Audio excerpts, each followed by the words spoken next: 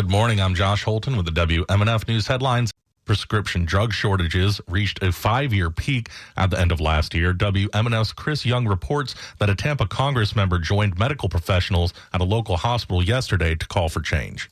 Congressmember Kathy Castor laid out the issue at St. Joseph's Hospital in Tampa. We're in a national drug shortage crisis and device shortage crisis, whether it's albuterol, ADHD drugs, certain devices that provide nutrition, cancer patients.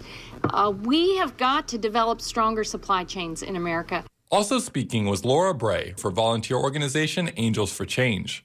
The day I heard in a hospital room that my child wasn't going to get the medicines that she needed to survive, and she asked me what that meant. Does that mean she dies? And there was not a single organization out there trying to solve this. Felt extremely hopeless. Speakers stressed that the issue should be nonpartisan. Castor introduced a bill last month requiring manufacturers of important medical devices to report likely shortages. However, Bray says the hard part is where to begin. Where we start is the big discussion, right? So where do you start on a systemic, multi-layered crisis? Everybody's going to have a different opinion about that. Castor said she wants residents to call on their member of Congress to prevent medical device and prescription drug shortages. For WMNF News, I'm Chris Young in Tampa. The new College of Florida Board of Trustees approved requesting $2 million from the state legislature to set up a Freedom Institute intended to get rid of what they call cancel culture in higher education. About 3/4 of the request would go toward hiring scholars to work and teach on the new college campus. Here's interim president Richard Corcoran. And right now, there is a tremendous cancel culture that's existing in higher ed. There's a tremendous pushback against that cancel culture. And to have a Freedom Institute, the Board of Governors literally created a task force for free speech and civil discourse. And if there's none in it in the entire state of Florida, in the last 3 years alone, 3 or 4 SUS institutions got institutes with funding of at least $2 million. The funding proposal would be subject to the approval by state lawmakers during next year's legislative session. It comes following several changes at the school. Governor Ron DeSantis appointed the majority of trustees to the board earlier this year. The board then voted to place Corcoran, a former Republican House Speaker and State Education Commissioner, as the school's interim president.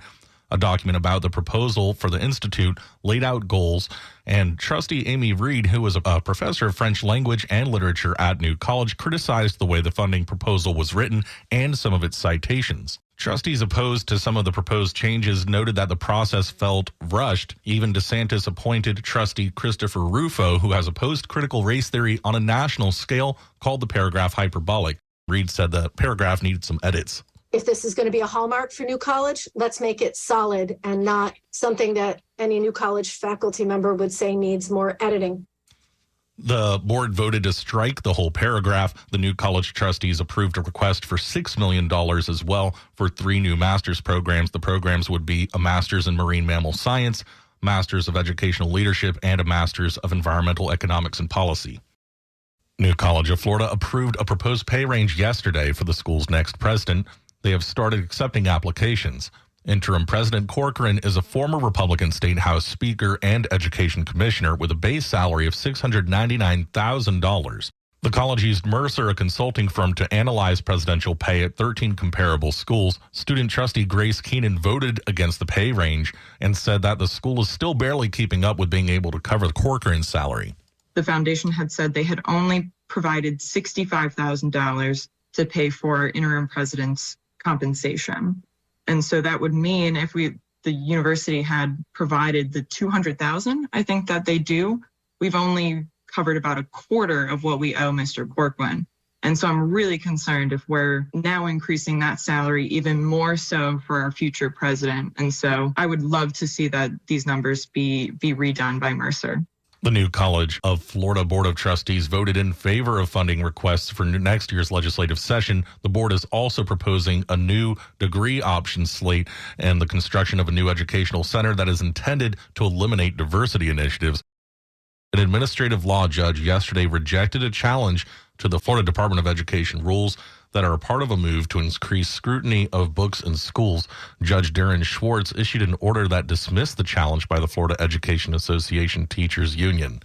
The case involved two rules designed to carry out a 2022 state law. One of the rules involved required online training for school librarians and other employees involved in selecting books for students. The other rule requires elementary schools to post online lists of reading materials. The 2022 law referred to books and materials in a school library media center, and the Florida Education Association argued that the Department of Education improperly applied the requirements to books and materials in classrooms. The union contended that the rules were invalid, in part because the department had overstepped its authority. Florida has the highest rate of new melanoma cases in the country. This year, the state lawmakers have introduced a bipartisan bill that, if passed, would make test screenings free, but the bill stalled. WLRN intern Alexa Herrera tells us more. Between 2016 and 2020, roughly 630 Floridians died each year from melanoma. That's according to the Florida Cancer Data System.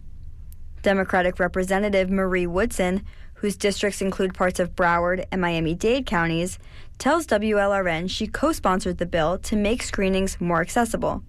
I don't see why we could not see the importance of this bill and move it forward to take it to the finish line. We need to make sure that we have measures in place. The bill would have required insurers to fully cover annual screenings, but it failed in the Senate. Here's Dr. Seema Jain, president of the Florida Academy of Dermatology. When melanoma spreads, the survival drops significantly, and the cost also increases exponentially. So it makes so much sense to focus on prevention, because not only can we save lives, but we can also contain costs. Woodson says she plans to bring the bill back next year. I'm Alexa Herrera in Miami. Now for the weather, it is warm and clear in the Tampa Bay area. Highs today in around 90, overnight lows in the upper 70s, possible thunderstorms after 9 a.m. I'm Josh Holton with WMNF News Headlines.